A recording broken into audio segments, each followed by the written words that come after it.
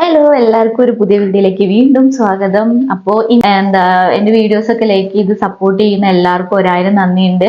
ആദ്യമായിട്ടാണ് എന്റെ ചാനൽ കാണുകയാണെങ്കിൽ സബ്സ്ക്രൈബ് ചെയ്യണം, ലൈക്ക് ചെയ്യണം. നിങ്ങൾക്ക് ഉപകാരപ്പെട്ടു എന്ന് തോന്നുകയാണെങ്കിൽ ഉറപ്പായും മറ്റുള്ളവർക്ക് വേണ്ടിയിട്ട് ഷെയർ ചെയ്ത് കൊടുക്കണം കേട്ടോ. അപ്പൊ ഇന്നത്തെ ഒരു സബ്സ്ക്രൈബേഴ്സ് ചോദിച്ചൊരു മെസ്സേജ് ആണ്, ചേച്ചി ഫ്രഷേഴ്സിന് ഇപ്പോഴത്തെ ഒരു ഇത് വെച്ചിട്ട് എന്താണ് അവസരം ഉണ്ടോ എന്നുള്ളത്. ആക്ച്വലി ഫ്രഷേഴ്സ് എന്ന് പറയുന്നത് പഠിച്ചിറങ്ങി അത് നിങ്ങൾക്കറിയാലോ.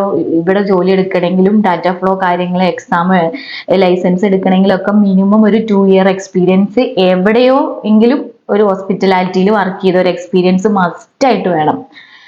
അത് കഴിഞ്ഞിട്ട് നിങ്ങൾക്ക് എന്ത് ചെയ്യാം, ലൈസൻസും ഡാറ്റ ഫ്ലോയും കാര്യങ്ങളും ഒക്കെ ചെയ്യാൻ പറ്റുള്ളൂ. അതിനെക്കുറിച്ച് നിങ്ങൾക്ക് അറിയുമെന്ന് വിചാരിക്കുന്നു. അറിയില്ലാത്തവരുണ്ടെങ്കിൽ മെസ്സേജ് അയക്കണം, ഞാൻ അതിനെക്കുറിച്ച് ഒരു ഡീറ്റെയിൽസ് വൈസ് വീഡിയോ ഇടാം കേട്ടോ. അപ്പൊ ആ 2 ഇയർ എക്സ്പീരിയൻസ് എന്തായാലും നിങ്ങൾക്ക് മസ്റ്റ് ആയി വേണം. പിന്നെ നിങ്ങൾക്ക് എന്താക്കണം, ഇവിടെ വന്നിട്ട് എന്താക്കണം, ഡാറ്റ ഫ്ലോ ഇത് ലൈസൻസ് എന്തായാലും വേണം. ലൈസൻസ് ഇല്ലാണ്ട് സാലറിയും കിട്ടില്ല, വെറുതെ വന്ന് പട്ടിപ്പണി എടുക്കുകയോ ചെയ്യുള്ളൂ കേട്ടോ. അപ്പൊ ലൈസൻസ് എന്തായാലും ഒരു മസ്റ്റ് ആയിട്ട് വേണ്ട കാര്യമാണ്.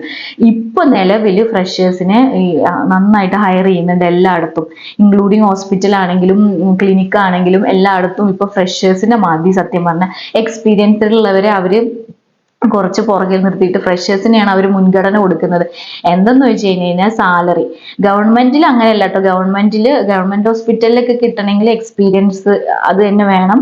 അല്ലാണ്ട് പ്രൈവറ്റിലാണെങ്കിലും പിന്നെ ക്ലിനിക്സിലൊക്കെ, ഇപ്പൊ ക്ലിനിക്സിലാണ് ഞാൻ ഏറ്റവും കൂടുതൽ പറയുന്നത്. ക്ലിനിക്സിലൊക്കെ ഇപ്പോൾ അധികം ഫ്രഷേഴ്സിനെയാണ് അവര് മുൻഗണന കൊടുക്കുന്നത്, കമ്പയറിംഗ് ടു എക്സ്പീരിയൻസ് ഉള്ളവരെ അപേക്ഷിച്ച് നോക്കുകയാണ്. പിന്നെ സ്പെഷ്യാലിറ്റി ചില ഏരിയകളൊക്കെ ഉണ്ടല്ലോ. ഇപ്പോൾ അനസ്തെറ്റിക് എന്നൊക്കെ പറഞ്ഞിട്ട് ഒരു ക്ലിനിക്ക് ഉണ്ട്. അതായത് എന്താ പറയാ, കോസ്മെറ്റിക് ഡ്രഗും കാര്യങ്ങളൊക്കെ അഡ്മിനിസ്റ്റർ ചെയ്ത് അങ്ങനെ അതായത് നമ്മുടെ കോസ്മെറ്റിക് സംഭവങ്ങളും നമ്മുടെ സ്കിന്നിനും ഇതിനും ഒക്കെ വേണ്ടിയിട്ട് ഈ ഹെയർ റിമൂവൽ, അത് ഫേഷ്യൽ, ഹൈഡ്രാഫേഷ്യൽ അങ്ങനത്തെ ഒക്കെ ചെയ്യുന്ന ഒരു കോസ്മെറ്റിക് അനസ്തെറ്റിക് എന്ന് പറയുന്ന ഒരു ക്ലിനിക്ക് ഉണ്ട്.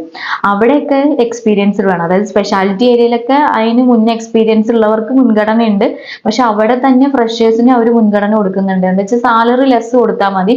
പിന്നെ എന്തായാലും ഒരാൾ വരുമ്പോൾ അവർക്ക് ട്രെയിനിങ്ങും കാര്യങ്ങളും കൊടുക്കണം. അപ്പൊ അവർ 6 മന്ത് പ്രൊഫഷണൽ തന്നെയാണ്. അവർക്ക് ട്രെയിനിങ് കാര്യങ്ങൾ കൊടുത്ത് അവരുടെ ക്ലിനിക്കിലെ സെറ്റപ്പും കാര്യങ്ങളും അവർക്ക് പറഞ്ഞു കൊടുക്കണം. അപ്പൊ ക്യാനിൽ ഇട്ടാൽ മാത്രം അറിഞ്ഞാൽ പോരല്ലോ, ആ മെഡിസിൻ എങ്ങനെ കൊടുക്കേണ്ടത്, എങ്ങനെ ഡയലൂട്ട് ചെയ്യേണ്ടത്, അതൊക്കെ അറിയണമെങ്കിൽ അത് പഠിക്കാൻ വേണം. അപ്പൊ ഈ എക്സ്പീരിയൻസ് ഉള്ള ആൾക്കാണെങ്കിൽ പോലും അവര് മുൻഗണന കൊടുക്കുന്നത് ഫ്രഷേഴ്സിനാണ്. സാലറി ലെസ് കൊടുത്താൽ മതി. ക്ലിനിക്കിൽ, ഹോസ്പിറ്റാലിറ്റിയിൽ, അതായത് സ്പെഷ്യാലിറ്റിയിൽ ഉള്ളവരെയാണ് അവര് എക്സ്പീരിയൻസ് ഉള്ളവരെയാണ് അവർ, ഞാൻ പറഞ്ഞല്ലോ, ഇപ്പൊ ഗവൺമെന്റിലോ അവിടെ എല്ലായിടത്തും ഇപ്പോൾ വേക്കൻസീസ് വരുന്നതനുസരിച്ചിട്ട് വിളിക്കില്ല, അല്ലാണ്ട് കണ്ടമാനം ഇങ്ങനെ എടുക്കുന്നില്ല. അപ്പൊ അവിടെ എക്സ്പീരിയൻസ് ഉള്ള ആളാണെങ്കിൽ എടുക്കുന്നുണ്ട്. അവിടെ ഇപ്പോൾ ഫ്രഷേഴ്സിന് അത്ര ഡിമാൻഡ് ഇല്ല. പക്ഷെ ക്ലിനിക്സിൽ നല്ല ഡിമാൻഡാണ്. പ്രൈവറ്റ് ക്ലിനിക്കുകളിലും ഡെന്റൽ ക്ലിനിക്ക് അങ്ങനെ കുറെ ക്ലിനിക്കുകൾ ഉണ്ട് കേട്ടോ. അവിടെയൊക്കെ ഫ്രഷേഴ്സിനാണ് എടുക്കുന്നത് കേട്ടോ. എനിവേ ഫ്രഷേഴ്സിനെ പണ്ടത്തെ അപേക്ഷിച്ച് നോക്കുകയാണെങ്കിൽ പണ്ടൊന്നും ഫ്രഷേഴ്സിനെ അങ്ങനെ എടുക്കുകയില്ലായിരുന്നു. പക്ഷെ ഇപ്പോൾ അത് സംബന്ധിച്ച് ഇപ്പോൾ കുറെ ഫ്രഷേഴ്സിന് മുൻഗണനയുണ്ട്, അവരെ എടുത്തു തുടങ്ങുന്നുണ്ട് കേട്ടോ. അപ്പൊ അത്രേ ഉള്ളൂ ഇതിനെക്കുറിച്ച്. അപ്പോൾ നിങ്ങൾക്ക് വേറെ എന്തെങ്കിലും അറിയാൻ താല്പര്യം ഉണ്ടെങ്കിൽ ഉറപ്പായും മെസ്സേജ് അയക്കണം. Thank you for watching. ആദ്യമായിട്ടാണ് എൻ്റെ ചാനൽ കാണണമെങ്കിൽ ഉറപ്പായും സബ്സ്ക്രൈബ് ചെയ്യണം കേട്ടോ. Thank you.